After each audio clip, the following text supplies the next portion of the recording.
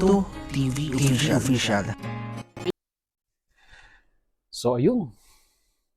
What's up mga kabagis? This is Jubilito TV Official at eto na naman pumuli ang isang edisyon ng ating reaction video mga kalingap at kabagis, no?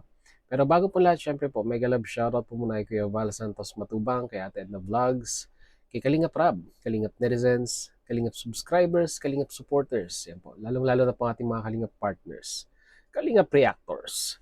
Mega love shoutout po sa inyong lahat. Team Bios, Team Karepa Kaman, ay mega love shoutout po sa inyong lahat. Ito na mga kalingap at kabagis, no? For today's reaction video, gawa lang po natin ng reaction. At muli po, pagbibigay ng opinion regarding po dito sa naging live streaming ni Kuya Val Santos Matubang kahapon po ng gabi, mga kalingap at kabagis, no? Na kung saan si Kuya Val ay nilusob, no? Ng EDSI community, no? Na kung saan ay idiniscuss ni Kuya Val Santos Matubang or nagbigay po siya ng kanyang reaction din regarding dito sa video upload ng isa sa mga kasamahan natin sa BIOS na si Bopil, no? Mga kalingap at kabagis, no? At dito, mapapansin natin na tinimbang naman ni Kuya Val Santos Matubang yung naging video upload ni Bopil, no? Mga kalingap at kabagis, no? At dito, ang interpretasyon ni Kuya Val, no? Ang gusto niyang iparating sa mga viewers ay itong si Bopil ay parang nagpapaalala lang, no? Dito kay Beyonce regarding dito sa pagti-TikTok, no? Mga kalingap at kabagis, no? At dito, diniscuss din ni Kuya Val Santos Matubang yung mga pros and cons ng pagti-TikTok, no? Ng mga Kalingap Angels, no? To be specific, no? Syempre po ang pinag-uusapan at that time ay ito nga pong si Beyonce, no?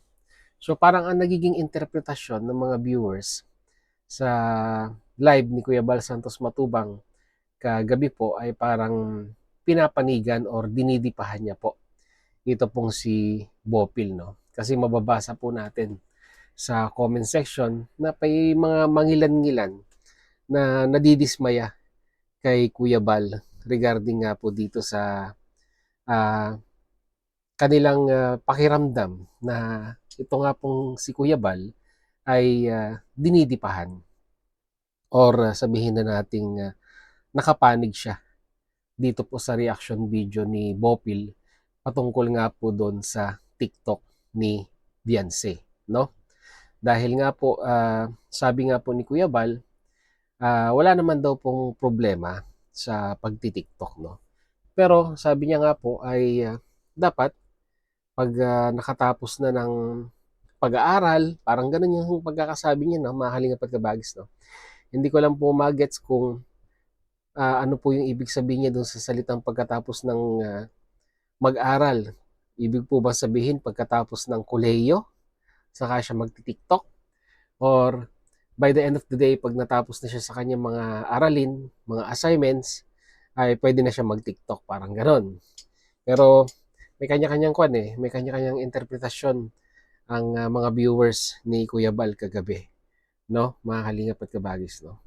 So ang inaalagaan daw ni Kuya Val dito kay Beyonce at sa mga iba pang Kalingap Angels, no? In-address niya na rin naman pangkalahatan, lalong-lalo na dito sa tatlong to, si Carla, si Joy at si Beyonce, na kung saan ang talagang pinapangalagaan niya yung mabash by the end of the day nang dahil nga po sa mga pag-upload ng video na kung saan ay inaabangan daw po, no, ng mga bashers, ng mga love team at i-upload sa kanilang mga channel at doon po nila ibabash, no? So yun po yung isa sa mga iniiwasan ni Kuya Val Santos Matubang. And at the same time ay kanya rin, no, inelaborate niya rin, no, yung magiging significant impact ng palaging nakikita ang mga Kalingap Angels sa social media, no, na kung saan ay yung pananabik ng mga viewers ay parang mababawasan daw po pag lagi nga rin daw pong nakikita sa social media, no? Yun po yung pagkakasabi ni Kuya Bal Santos Matubang. Pero sa comment section, nanaig pa rin po, no? Nanaig pa rin po yung naging desisyon ng community ng EDSI at talagang karamihan po, no, ng nababasa natin sa comment section ni Kuya Bal ay talagang ganun pa rin. Hindi pa rin po nila nagustuhan yung naging reaction ni Bopil doon po sa TikTok ni Viance, no? Na kung saan may mga nagsasabi nga po, pati nga po si Joy ay nadamay na, bakit nga daw po hindi reaksyonan ni Bopil yung mga TikTok ni Joy or yung mga reels ni Joy, at bakit si Viance nga daw po ang napagdiskitahan ni Bopil Mix Vlog, no? Mga kalingap at kabagis, no? Kaya panoorin po muna natin yung pong paliwanag ni Kuya Bal doon po sa kanyang live streaming, no, bago po natin ipagpatuloy ang ating reaction video ngayon, mga kalingap at kabagis. Narito po yun. Iba itong si Carla, Jancy at si Joy Diwata. Iba. Iba sila mga kaibigan. Huwag yung ikumpara sa ibang mga Kalingap Angels. Huwag yung ikumpara. Kasi kumbaga po sa artista, sila yung mga stars of the night. Mga superstar sila. Kaya yung mga magnanakaw po ng mga TikTok, mga video, nagkaabang, inaabangan po sila. Yung iba po, di man nila inaabangan yun. Diba? Si Paul po ba, pagka nag-TikTok, may kumukuha ba sa video niya? Wala naman eh. Kasi matagalan siya nag-TikTok, si Paul and Joyce, si Pau Pau. Yung iba dyan, Yes. Time first.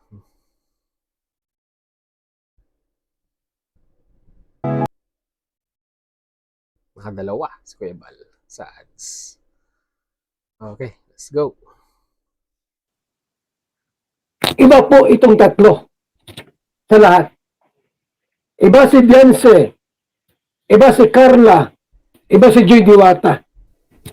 Mga superstar po yan sa Kalingap.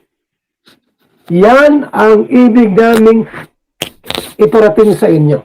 Kaya huwag yung kumpara. Bakit sila nagtitiktok din? Iba sila. Itong tatlo po, superstar yan.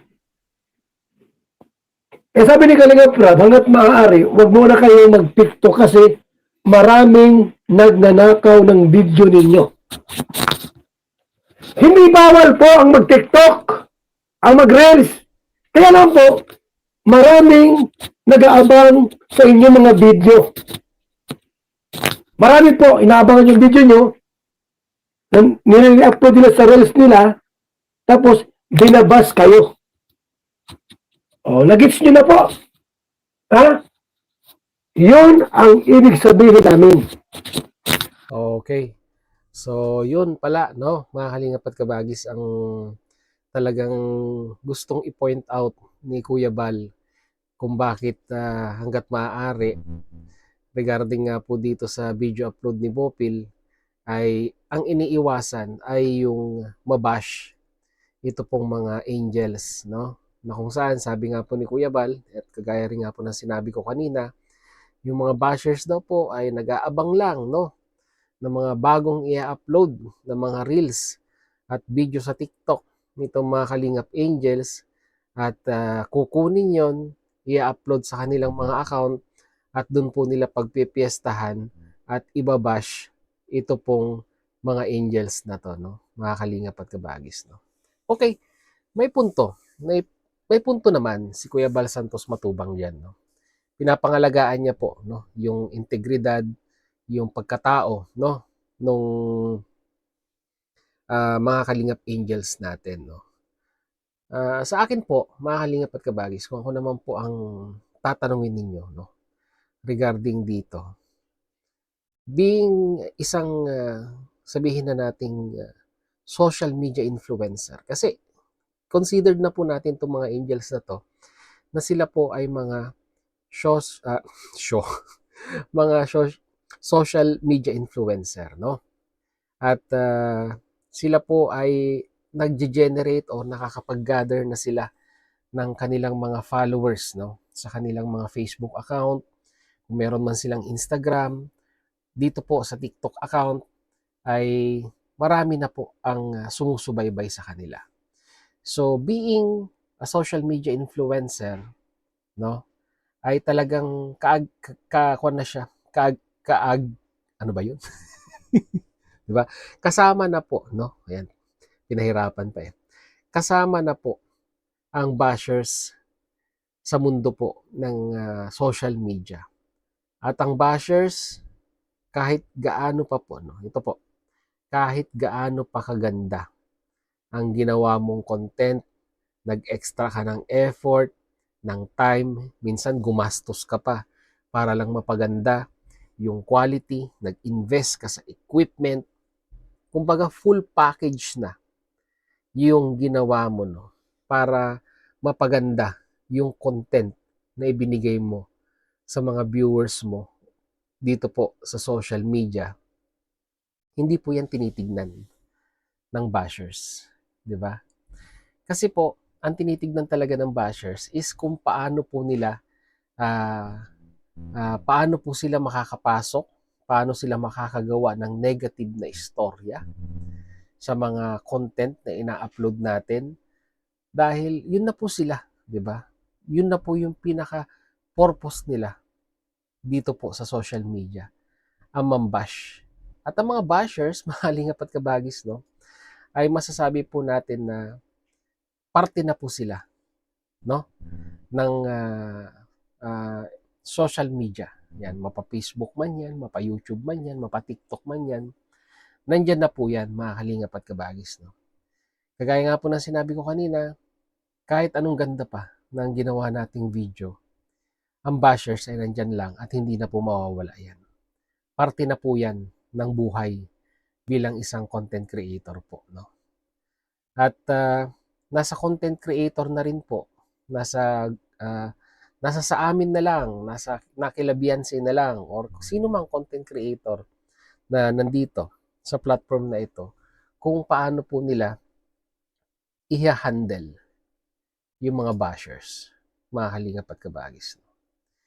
Kung ikaw ay isang balat sibuyas na lagi po ninyong naririnig sa amin dito sa Kalingap, ang pagiging isang content creator ay hindi para sa iyo, no?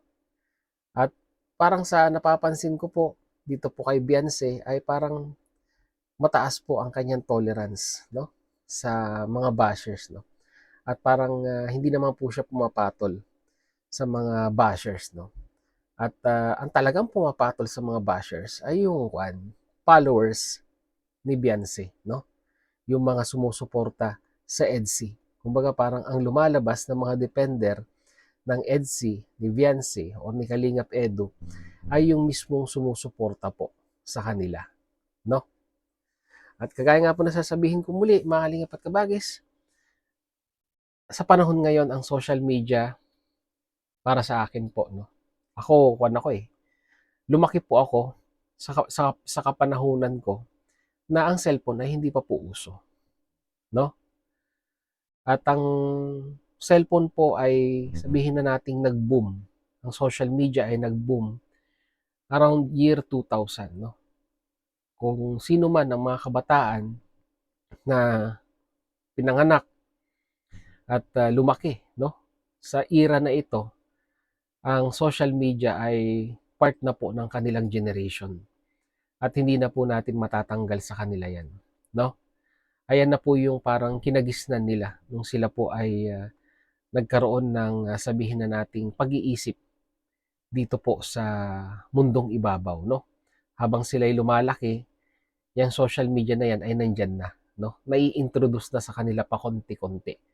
So, parang napakalaking kwan po yan, no? Napakalaking magiging kabawasan or kawalan sa parang kumbaga parang kwan yung nawala yung kinagisnan mo habang lumalaki ka, tapos biglang mawawala sa'yo, ay napakahirap pong mag-adjust para po sa kanila. No? Mga Kalingap at Kabagis, no? Hanggang na sa atin lang bilang mga nakakatanda at nakakaintindi, no, ng mga bagay-bagay na sa tingin po natin ay magkakaroon ng negative impact sa kanila is i-guide sila, no? I-guide sila, pagsabihan sila, at yun na po yung magiging pinaka-participation natin sa kanilang social development, no? Sa kanilang kapanahunan, mga Kalingap at Kabagis, no? Sabi nga po ni Dr. Lab, mga Kalingap at Kabagis, no? Kahit pagbalik-baliktarin mo nga ang sitwasyon or yung sabihin mong may sinabi siya doon sa kanyang live na kaya kang itakwil ng anak mo ng dahil sa TikTok, no? And I quote, yun po yung narinig ko na sinabi ni Dr. Lab, no? Which is, sa mga ibang kabataan ngayon ay talagang nangyayari, no? Hindi sila nabubuhay or hindi nila kayang mabuhay nang hindi katabi ang kanilang mga cellphone. Dahil po ang cellphone or ang pag-access sa social media ay naging parte na ng kanilang buhay, mga Kalingap at Kabagis, no? So yun, yun lamang po ang aking reaction video, mga Kalingap at Kabagis, no? Dito po sa naging live ni Kuya Val Santos Matubang. At muli, syempre po hinihingi po ni Jubilito TV Official ang inyong opinion din po, no, mga Kalingap at Kabagis, at i-comment nyo po sa ating comment section at pag-usapan po natin yan, mga Kalingap at Kabagis. So yun, muli, maraming salamat dahil sa dulo po ng ating reaction video ngayong araw na ito ay nasamahan niyo po muli si Jubilito TV Official. At muli po, papalala po ang inyong host.